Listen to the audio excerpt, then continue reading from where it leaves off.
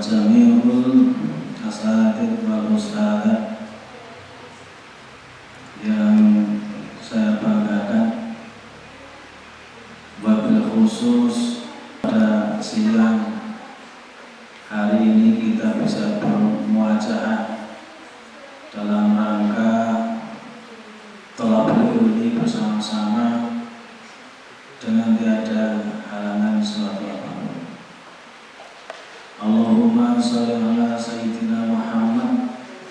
Shalawat dan salam tetap kita limpahkan kepada Nabi Muhammad sallallahu alaihi wasallam yang telah membimbing umatnya dari zaman kegelapan asrul jahiliyah ila asrul islamiyah, dan mudah-mudahan kita nanti di hari kiamat akan mendapatkan syafaat dari beliau.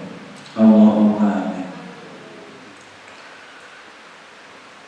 Para ustadz dan ustadzah, wabil khusus anak-anak sekalian yang berbahagia, di sini saya sedikit akan bercerita, bukan tausiah kayak penceramah saja. Bercerita bahwasanya baru-baru ini pada tanggal 10 Muharram kemarin biasanya diperingati hari apa? Tanggal 10 Muharram. 10 Muharram itu bahasa Jawanya disebut Syuro. Syuro itu sebenarnya dari bahasa Arab Asyura. Asyura disingkat menjadi Syuro. Saya khawatir nanti jangan-jangan disingkat lagi menjadi Su atau Ro itu saja. Mudah-mudahan sudah sampai di situ saja. Terlalu banyak singkatan nanti malah di antara amalan-amalan ini sedikit saya singgung karena malam 10 Syuro ini di Ponorogo khususnya dijadikan suatu momen penting, kejadian penting yang berkaitan dengan amalan malam 10 Syuro. Sebenarnya amalannya itu banyak, namun yang paling dimunculkan adalah menyantuni anak yatim. Yang disebut yatim itu siapa? Ketika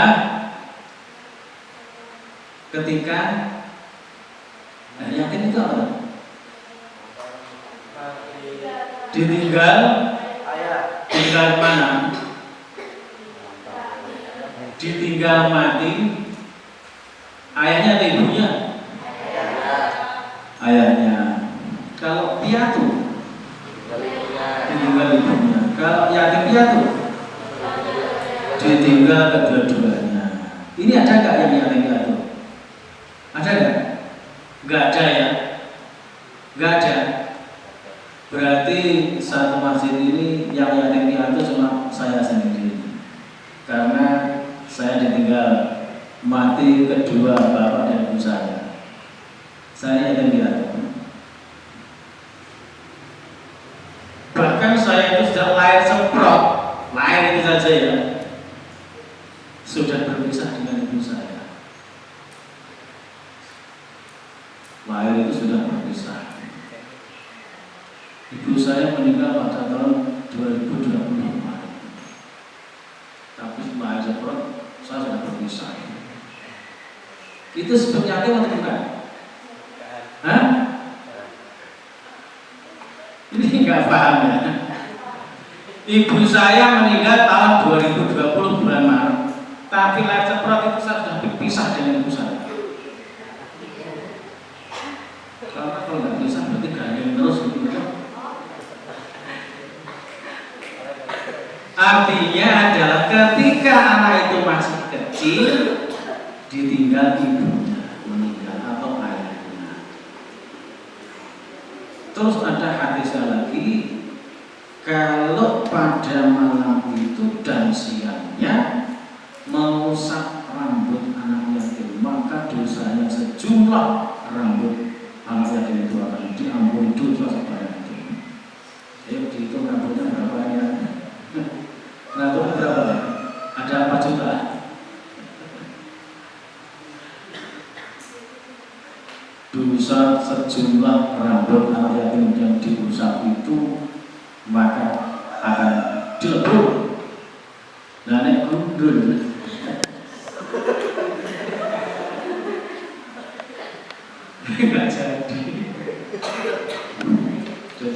Jadi dulu nanti bahan gandumnya banyak, jarang-jarang nggak usah diikutkan, percuma sudah Pak kasih santunan rambutnya sedikit.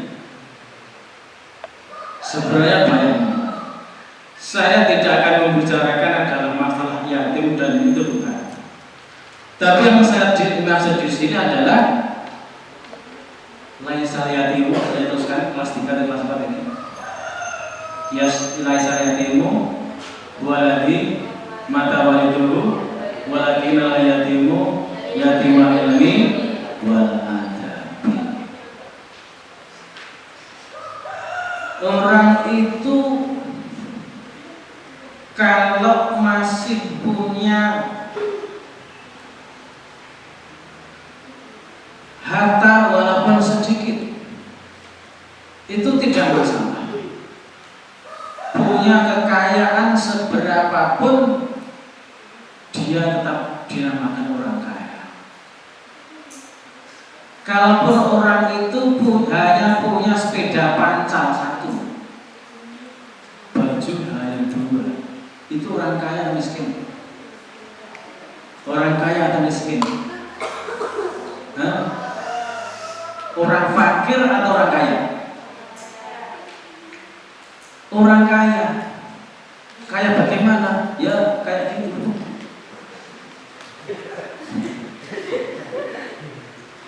Saya jelaskan ini kenapa ya, kalian nggak paham. Selama orang itu butuh terus, sudah punya uang baik masih butuh, sebenarnya hakikatnya orang itu adalah orang fakir. Tapi kalau kita punya sedikit harta dan sudah tidak butuh, itulah kaya sebenarnya. Jadi sudah punya harta sekian masih terus bekerja sampai hari waktu nggak mau beribadah karena merasa kaya. Sebenarnya dia adalah orang yang miskin, orang fakir. Disuruh infak nggak mau. Sebenarnya orang fakir kok walaupun kelihatan kaya itu kan semu saja. Maka mumpung kalian itu masih miskin, berinfaklah. Sebab orang itu semakin kaya pasti semakin pelit. Salah lagi, orang itu semakin kaya pasti semakin pelit. Logikanya gini, kalau kamu itu siapa namanya ini? Namanya Aisyah, Sarah punya uang 10.000. Temanmu minta 5.000, kamu kasih apa tidak? Kamu kasih apa tidak? Dikasih ya. Bener ini ya. Sarah punya uang 10.000. Yang bisa dipraktekkan. Silahkan dipraktekkan. Jangan sekedar dulu saja. Kalau diminta 5.000 ini kan sudah 50%, kan? Pasti dikasih. Apa artinya uang 5.000? Ya kan? Aja Bapak punya uang berapa? 1 juta. 1 juta. Terus Sarah ini minta 500.000, sama-sama 50%-nya, dikasih nggak? Enggak mungkin. Nggak mungkin dikasih. Jadi ketika berinfak dalam keadaan miskin itu lebih mudah daripada berinfak ketika dalam keadaan kaya. Ini silahkan diperhatikan, pasti seperti itu. Walaupun sama-sama 50%-nya, tapi kalau nilainya banyak, tidak mungkin dikasihkan. 10.000 diminta 5.000, kan nggak apa-apa. Kasihkan semuanya saja nggak masalah. Tapi kalau sudah 1 juta, kasih enggak ya? Kasih enggak ya? 50% ini 500.000 pasti tidak. Pikir-pikir cuma. Jadi sampai mana? Yatim ya. Sebenarnya orang yang benar-benar yatim itu adalah bukan karena ditinggal mati kedua orang tuanya.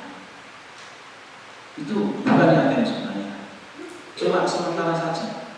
Rasulullah yatimnya itu ketika beliau masih dalam kandungan ibunya. Kalau nggak salah 4 bulan bulan sudah ditinggal mati bapaknya yang bernama Abdullah. Rasulullah itu meninggal umur berapa? Umur berapa? Siapa tahu? Umur berapa? Ditinggal mati. Ayahnya Rasulullah itu namanya Rasulullah. Meninggal itu umur berapa? Berapa? Umur berapa? Berapa? Nggak siapa yang tahu? Umur tahu? Umur berapa? Umur 18 tahun. 18 tahun sudah meninggal ya. 17 tahun saja sudah menikah. Yang penting ini daripada apa maksudnya? Kalau Rasulullah itu ketika meninggalnya itu sudah lahir, maka nanti ucapannya adalah Abi, wahai ayahku, mana ayahku, mana ayahku. Tapi ketika beliau itu terlahir dalam keadaan sudah tidak ada ayahnya, maka ketika mengadu, yang saya maksud di sini sebenarnya hakikat yatim dalam keduniaan tidak seberapa nilainya. Tapi ketika orang itu sudah tidak punya ilmu, dan tidak punya adab, maka hakikat yatim itu sebenarnya disitulah. Tidak punya ilmu, tidak punya adab, maka sebenarnya yatim di sini sudah kehilangan, tidak punya ilmu dan tidak punya adab. Dan yatim sebenarnya adalah yatimul ilmi wal adab wal adabi. Maka kalian anak-anak ini, santri putra dan putri ini, kalian belajar di pesantren ini adalah usaha agar tidak menjadi yatim ilmu dan yatim adab. Yatimul ilmi wa yatimul adabi. Kalau sekedar nggak punya harta itu tidak jadi masalah.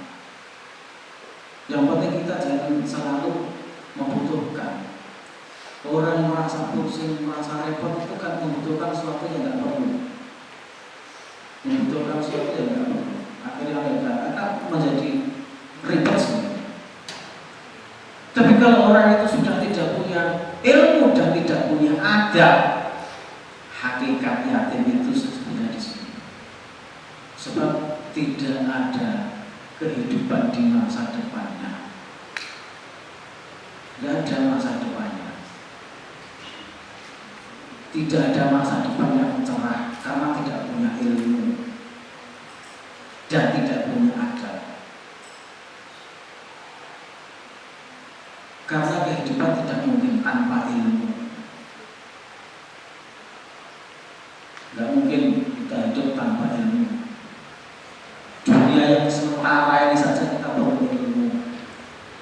Dunia yang sementara ini kita perlu ilmu, apalagi akhirat, apalagi berkaitan dengan akhirat yang jauh dan lebih jauh perjalanannya daripada dunia. Itu perlu ilmu. Tidak begitu banyak punya ilmu dunia, mungkin hanya sebentar saja, kira-kira seumuran saja, seumuran hidup sudah itu saja. Tapi ketika tidak punya ilmu akhirat, maka akan menjadi gelap selama-lamanya. Dalam kegelapan selama-lamanya. Di dunia hidup sudah tidak tahu halal dan haram. Kalau sudah nanti pindah di akhirat, maka akan menjadi sengsara. Kholidina finnar, sengsara di akhirat, di neraka selama-lamanya. Nggak tahu ilmu agama, ibadah saja nggak diterima. Ibadah nggak diterima. Ini berkaitan dengan ibadah. Ya ibadah apa saja. Akan sholat tidak tahu caranya sholat yang salah, sholat yang benar, akan beribadah yang lain tidak tahu harus bagaimana caranya, karena tidak tahu, nggak punya ilmu. Padahal keagamaan itu tidak hanya dibutuhkan di dunia, tapi sampai akhirat. Ilmu agama itu nggak hanya dibutuhkan di dunia, sampai akhirat dibutuhkan. Dan hasilnya itu adalah ketika kita sudah masuk pada dunia, masuk pada akhirat, baru sangat diperlukan. Maka dari sini kita bisa memprioritaskan ini kegiatan dunia atau kegiatan akhirat.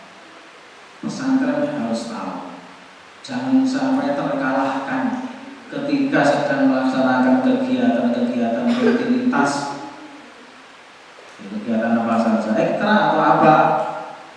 Ini kan keduniaan. Kalau sudah masuk waktu sholat harus berhenti, dan itu kejar akhirat. Itu baru tahu prioritas beribadah tahu. Kalau tidak seperti itu, berarti tidak tahu prioritas ibadah. Sebenarnya kita belajar di pesantren itu niatnya beribadah. Niatnya apa? Beribadah talabul ilmi. Kalau sudah niatnya ibadah, tidak ada istilah ibadah kok jenuh, nggak ada. Ibadah ya dilaksanakan saja. Ibadah kok merasa berat, ya nggak ada orang yang ibadah kok. Berat dan tidak itu adalah latihan untuk menjadi orang yang ikhlas. Berat dan yang pertama dipaksa memang berat. Mau yang nafsu belajar nggak mau. Mau yang nafsu itu enak, nggak usah belajar. Terus naik juara gitu, nggak usah menghafalkan. Yang penting pintar kan. Jadi ini model-model cara berpikir Indomie, mie sukses seperti ini, mie instan, air makan, masak, langsung jadi bisa dimakan. Belajar tidak bisa diinstankan seperti mie rebus. Paham? Proses menghafal dari kelas 1 itu prosesnya seperti itu. Jadi jangan mengikuti cara belajar yang akhir-akhir ini, nggak mau proses, maunya sukses, nggak ada seperti itu. Dan pasti tidak akan menjadi benar orang-orang yang sukses. Sukses itu butuhkan proses.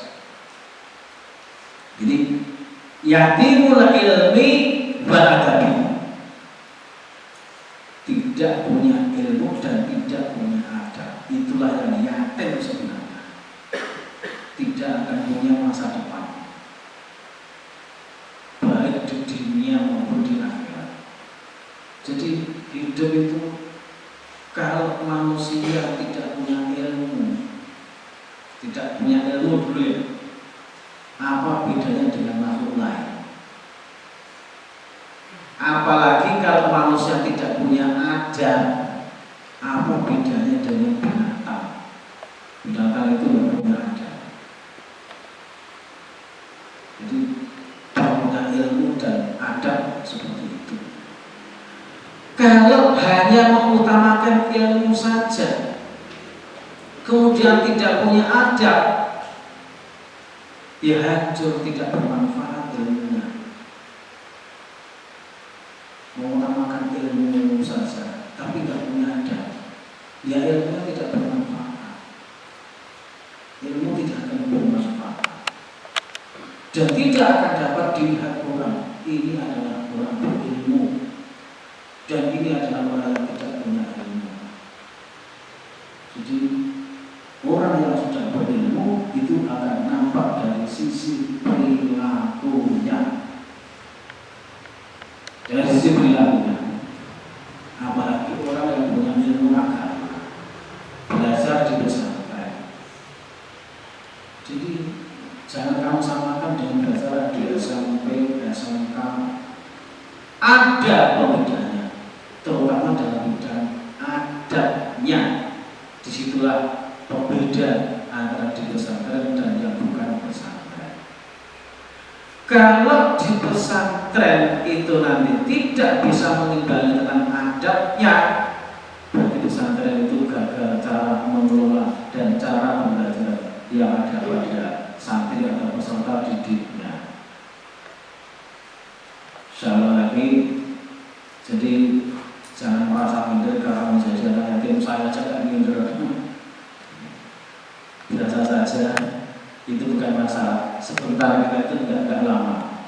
Kita itu kayak kemarin kan dari SD selesai, kemudian SMP, sekarang kuliah kelas 1 kelas 2, yang kelas 3 ya kuliah kelas 3, kemudian kuliah. Rutinitas jenjang waktu tidak terasa, tahu-tahu tua, tahu-tahu nikah, punya anak, tua, tahu-tahu. Proses alamiah seperti itu hal biasa saja. Jangan dihabiskan untuk berpikir tentang diri kalian sendiri. Saya kok masih seperti ini, saya kok masih seperti ini, saya seperti ini. Semua proses langkah-langkahnya itu memang tidak sama. Setiap orang tidak sama. Dan jangan minder, teman saya kok seperti itu, saya kok seperti ini, tidak usah minder. Semua punya pembeda dalam manfaat kalian mencari ilmu. Tapi yakinkanlah pada akhirnya, akhir titik dari kehidupan, ternyata yang diperlukan adalah ilmu agama. Ternyata yang diperlukan adalah ilmu agama. Saya akan sedikit bercerita tentang akhir hayatnya B.J. Habibie, orang paling cerdas di Asia Tenggara, di Asia, yang menemukan teori Clegg. Teori Clegg itu teori tentang kecepatan letak yang pada pesawat. Jadi pesawat itu untuk kecepatan letaknya itu bisa dihitung oleh Habibie, sehingga menciptakan teori Clegg, maka disebut Mr. Clegg. Anaknya Ilham atau Thoriqnya, saya lupa, menemukan teori bagaimana bisa menghilangkan getaran yang ada di pesawat. Jadi pesawat sama sekali tidak ada getarannya, itu penemunya adalah Thoriq Habibie atau Ilham Habibie, saya lupa. Seorang yang jenius B.J. Habibie pada akhir hayatnya, pada akhir-akhir kehidupannya, itu pergi ke Al-Azhar, ke Mesir sana. Setelah di sana pulang lagi ke Jakarta, ke Indonesia, akhirnya bisa merenung. Setelah bisa merenung, akhirnya mengatakan, katakanlah sekarang membuat kata-kata apa aja. Ketika beliau itu sudah menjadi orang yang hebat, menjadi insinyur, menemukan teori seperti itu, pada titik akhirnya adalah tidak ada manfaatnya. Yang paling bermanfaat adalah ilmu agama. Jadi katakanlah orang menemukan seperti itu, kan sedekah jariahnya kan nggak ada. Sedekah jariahnya nggak ada orang pintar seperti itu, kan nggak ada.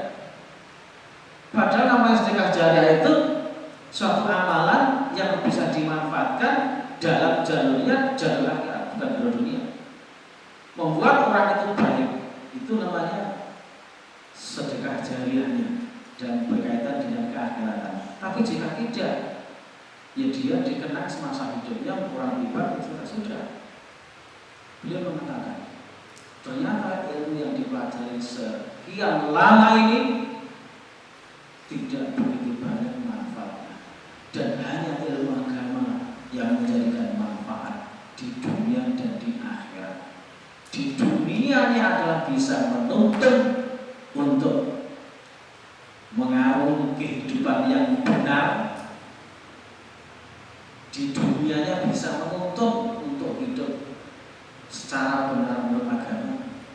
Dan tentunya ini adalah akan berimbas pada kehidupan di akhirat. Jika di dunia ini tidak diilmoni, tanpa ilmu, ibadah saja tidak sah. Ibadah saja menurut saya tidak sah. Saya tanya, orang sholat seperti di Blitar ya, 20 rakaat 8 menit itu deh, 20 rakaat. Yang sholat tarawih 20 rakaat 8 menit. Allahu Akbar, Allahu Akbar, Allahu Akbar. Kira-kira sholat seperti itu sah apa enggak ya? Sah apa enggak? Mudah-mudahan sah. Ya, kalau saya itu yang mudah-mudahan sah, sudah payah sholat sama saya rasa. Tapi secara syariat tidak sah. Tapi secara hakikat itu sah. Mengapa? Karena Allah itu sudah menakdirkan seorang itu untuk mau sholat. Masa Allah sudah menakdirkan sholat kemudian itu tidak mengesahkan sholatnya, kan lucu kan Allah. Logika hakikatnya seperti itu.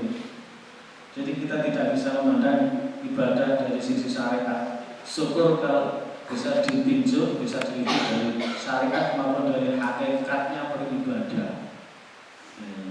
Kan banyak contoh-contoh lain yang sebenarnya amalan ini adalah tidak seberapa.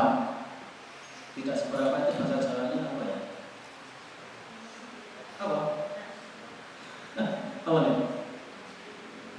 Tidak seberapa itu bahasa Jawanya apa? Ora sepiro, sepele. Kalau lebih dari sepele berarti 2 pele, artinya ibadahnya Khalifah Umar bin Khattab adilnya seperti itu, ibadahnya seperti itu, perjuangannya seperti itu, ketegasannya seperti itu. Dari sekian banyak ibadah ternyata yang diterima oleh Allah Subhanahu wa Ta'ala itu dalam hal ketika beliau itu melepaskan manut emprit, semua dosa-dosanya diampuni. Masuk surga bukan karena tegasnya, bukan karena keadilannya, bukan karena ibadah rajin, bukan karena jihad, karena sih melepaskan emprit yang dibuat mainan anak-anak, kemudian diminta, dibayar, dilepaskan.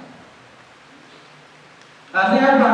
Kita tidak bisa meremehkan semua ibadah. Nah ini kalau tidak diilmui, karena ilmu ya tidak tahu. Akhirnya tidak tahu prioritas ibadah. Mungkin sekian saja tadi presentasi itu cuma 7 menit, dan ini sudah 8 menit lebih. Dan saya yakin otak kalian itu kalau sampai sekarang berpikir tidak akan mampu. Persumah nanti tidak akan masuk. Wassalamualaikum warahmatullahi wabarakatuh.